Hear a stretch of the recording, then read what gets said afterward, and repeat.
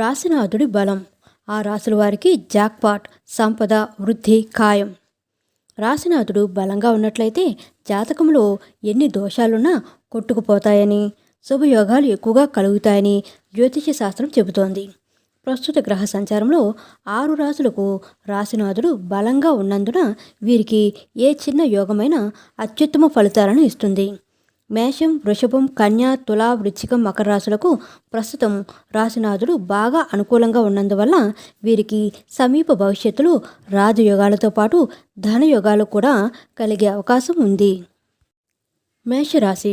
రాశ్యాధిపతి కుజుడు దశమ స్థానంలో ఈ నెల 17 నుంచి ఫిబ్రవరి 23 వరకు ఉన్నందున ఈ రాశివారు ఆదాయపరంగానే కాక కెరీర్ పరంగా కూడా ఉన్నత స్థితికి చేరుకునే అవకాశం ఉంది.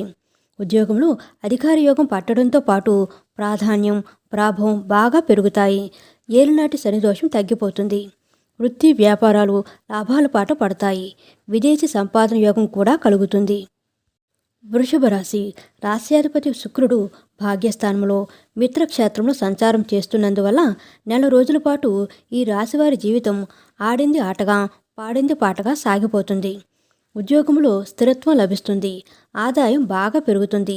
మహాభాగ్యయోగం పడుతుంది. కన్యారాశి. రాశినాథుడైన బుధుడు సుమారు నెల రోజుల పాటు తన మిత్రక్షేత్రమైన పంచమ స్థానంలో సంచారం చేస్తున్నందువల్ల అనేక విధాలుగా ఈ రాశివారి ఆదాయం పెరుగుతుంది. ఆర్థిక, వ్యక్తిగత సమస్యల నుంచి పూర్తిగా బయటపడడం జరుగుతుంది.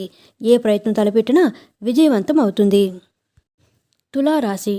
రాశినాథుడు శుక్రుడు చతుర్థ స్థానంలో మిత్రక్షేత్రంలో ప్రవేశిస్తున్నందువల్ల ఈ రాశివారి జీవితం మరో నెల రోజుల వరకు నల్లేరు మీద బండిలా సాగిపోతుంది. ఆకస్మిక ధనలాభం కలుగుతుంది. ఆర్థిక, వ్యక్తిగత సమస్యల నుంచి బయటపడతారు. ఆరోగ్య లాభం కలుగుతుంది. వృశ్చిక రాశి. రాశ్యాధిపతి కుజుడు తృతీయ స్థానంలో ఉన్నందువల్ల ఫిబ్రవరి 23 వరకు ఏ ప్రయత్నం తలపెట్టినా విజయవంతం అవుతుంది. మనసులోని కోరికలు నెరవేరుతాయి. ఆర్థిక, వ్యక్తిగత సమస్యల నుంచి విముక్తి లభిస్తుంది. ఉద్యోగంలో ప్రతిభా పాఠవాలు, శక్తి సామర్థ్యాలు వెలుగులోకి వస్తాయి. ఆదాయం వృద్ధి చెందుతుంది. మకర రాశి. రాశ్యాధిపతి శని తృతీయ స్థానంలో గురుక్షేత్రంలో సంచారం చేస్తున్నందువల్ల ఈ రాశివారు కొద్ది ప్రయత్నంతోనే సంపన్నులయ్యే అవకాశం ఉంది. ధనపరంగా ఎటువంటి లోటు ఉండకపోవచ్చు. ఆర్థిక ప్రయత్నాలు, అదనపు ఆదాయ ప్రయత్నాలు బాగా కలిసి వస్తాయి. ఆర్థిక పరిస్థితి గణనీయంగా మెరుగుపడి ఆర్థిక సమస్యల నుంచి విముక్తి లభిస్తుంది. ఉద్యోగంలో ప్రాధాన్యం పెరుగుతుంది. గృహ వాహన ప్రయత్నాలు కలిసి వస్తాయి. వృత్తి వ్యాపారాలు లాభాల పాట పడతాయి.